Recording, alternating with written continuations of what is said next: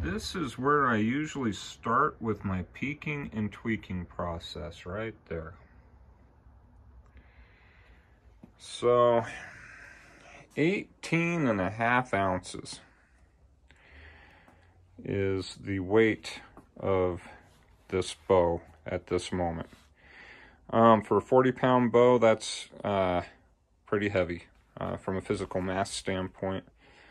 Do have some relatively stiff tips, you know, in the drawn bow, so we can work with that as a benefit. That will add some weight while also improving efficiency. So this is where we start figuring out where to remove material to get that efficiency into the arrow, and we are going to start with the obvious places, and that is out here at the tips, and then of course get the handle shaped at least enough here, rounded out on the belly side or into the heel of the grip, so that we can start shooting some arrows through it. And that's really actually where we do need to start, is just start putting arrows through it.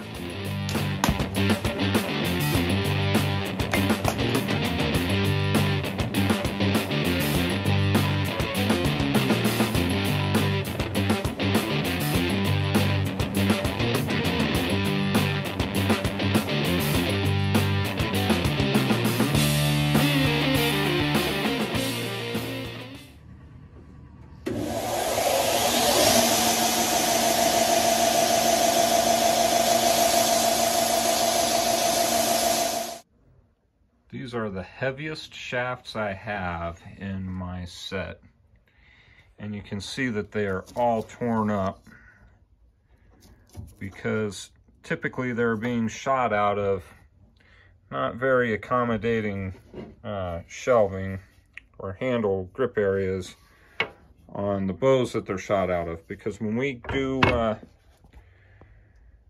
when we start shooting in our bow, we want to use the heaviest arrow that we've got. So heavy arrows are going to put, you know, a little more strain into those limbs, or make those limbs work a little harder to shoot those arrows onto the target.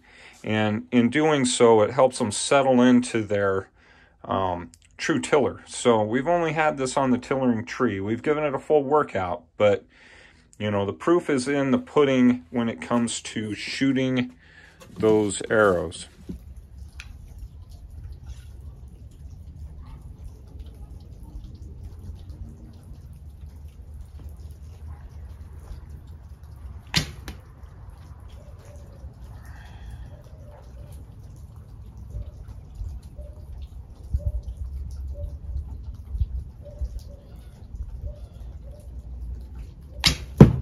Ooh. What I'm really trying to do here as I'm shooting, guys, is get a feel for what it is, or how it feels in my bow shoulder, in my arm. Am I getting too much pinching at the grip, although there's not a whole lot you can do with that at this point. And then really just how much vibration is left at the conclusion of the shot.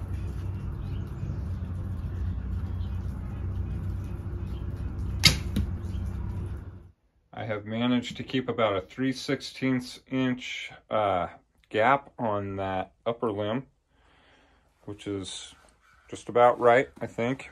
A little less than a quarter. And I am using a thumb draw to shoot this in. Shocked at how different the shooting styles are. I may have to kind of get back into practice with 3 fingers or a Mediterranean type of style. But first things first, we have got to get this grip narrowed out through the neck of everything. I mean, it's only 1 1/8 wide, but it's so blocky. The arrows are just, you know, shooting, just sailing off of that. Sailing off, you know, just, and at close range, you know, I can at least get the bail more often than not. But we're at the point now where we can narrow down that grip, so we can get a little better arrow flight, but a little better feel for what's going on with this bow. There is not a lot of hand shock to speak of. I mean, it's present, always is in the rough form, you know, so we'll work out these tips. I think really we're going to take about the last 6 or 8 inches here and just really narrow them down, kind of give them almost a circular cross section, almost a circular cross section, and make them as light as possible.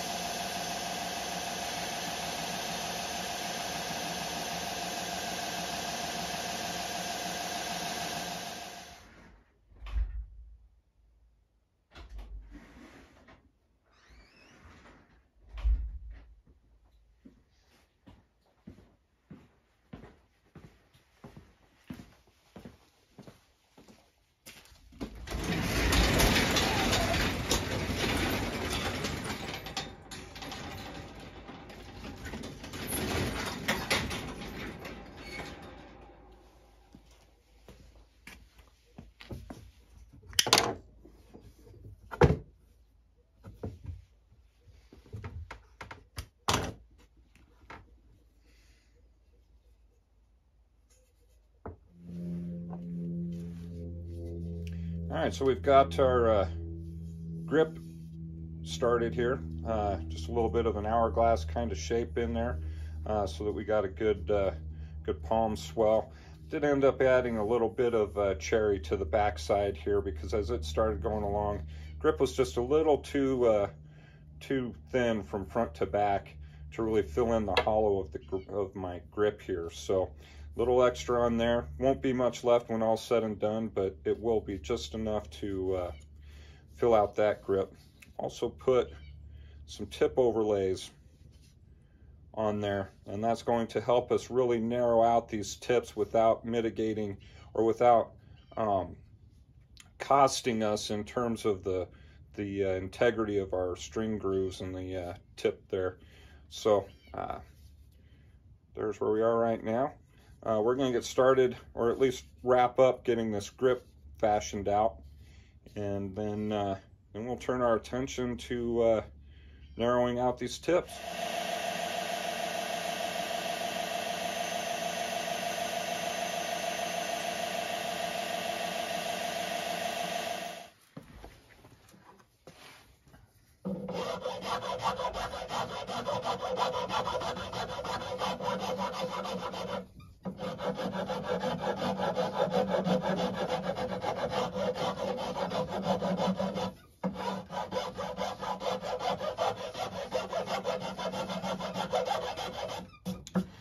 Guys, be very judicious about using aggressive tools. You want to turn over to a finer type of file pretty early on here in the grip formation, so that you don't end up with tool marks, you know, in the finished product. So graduating the files is pretty important. And something that I really should have told myself 10 years ago, because I've got rasp marks that are going to end up in the finished bow here.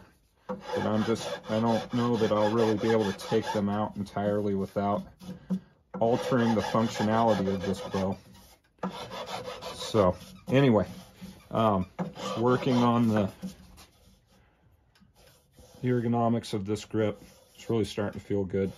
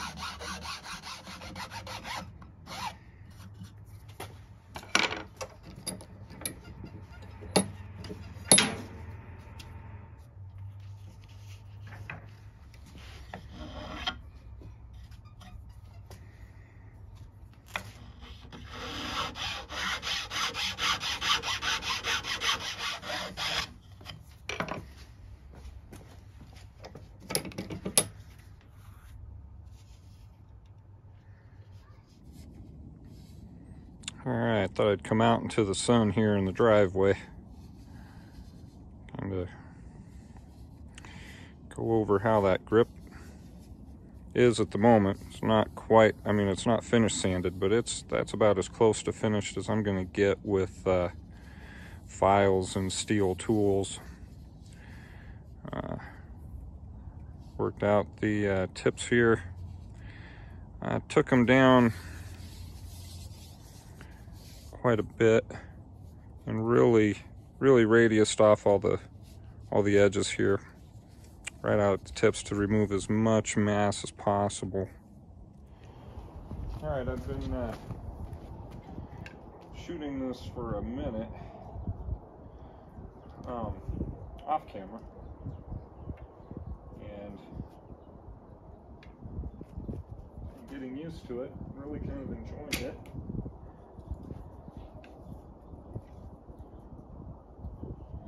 So, get these last couple shots. It's going to put me at about, I would say, 50 through the bow. And we'll go back, do a tiller check, or check on the distances here, make sure that we're not losing anything.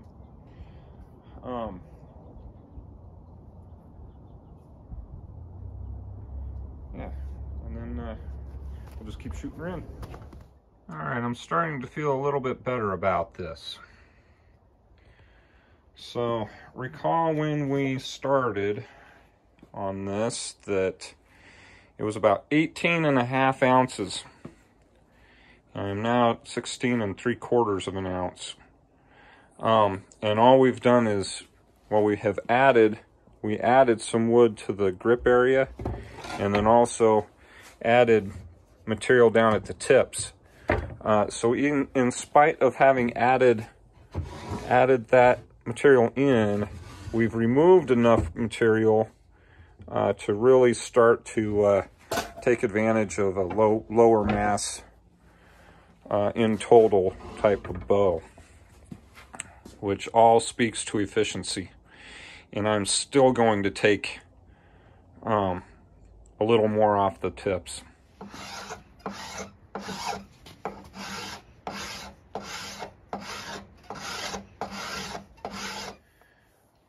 All right, I have really narrowed down these tips as much as I can. There's a tip of an arrow, just as a reference.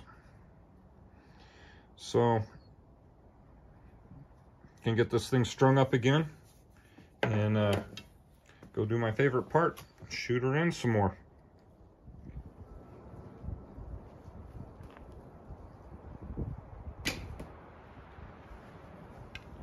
Really like how quiet this bow is.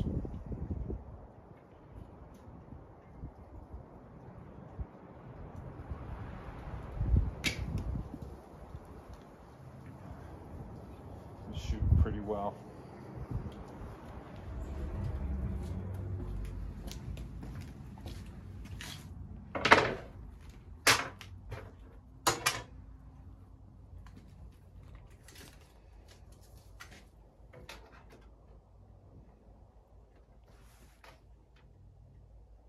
Alright guys, I have been shooting this bow non-stop now for probably about 75 shots. And want to kind of see how it's holding up here.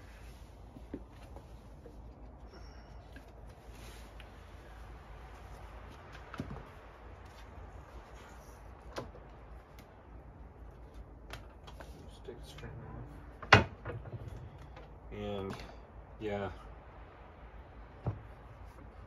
we still got a pretty fair amount of setback. Now, mind you, I got some tip overlays on here that are going to make that, you know, get that a little higher setback than is real, but should be able to see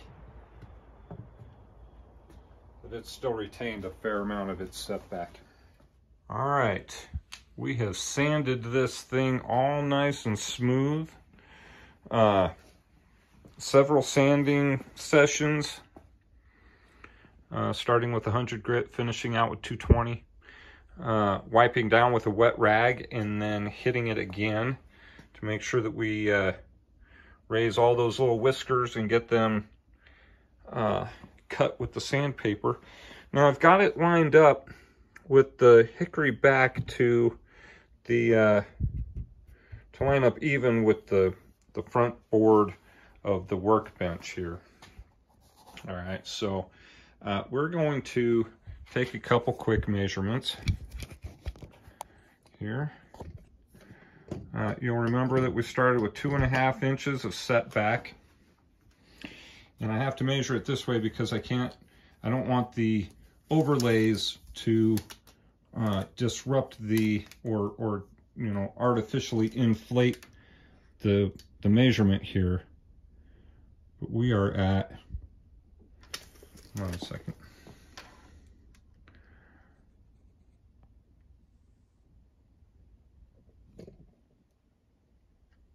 One and a half inches of setback. So about 1 inch of set, I guess would be the way to describe that. Now, when we first measured this bow in terms of weight, it came in at 18.5 ounces. So finished weight here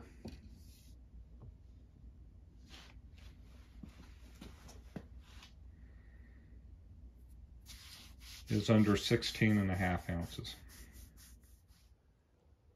All right, guys, so that's gonna do it for this week. We will get on about just wrapping this thing up. So all the peeking and tweaking is done. We were pretty well finished up as far as sanding, smoothing things out, you know, doing any peeking and tweaking, etc., shooting. So shot in, tweaked out, and ready to finish up. So next week, guys, that's what we'll get. That's what we'll get after. We'll choose a grip to put on there, have a string made, and see how this guy finishes out.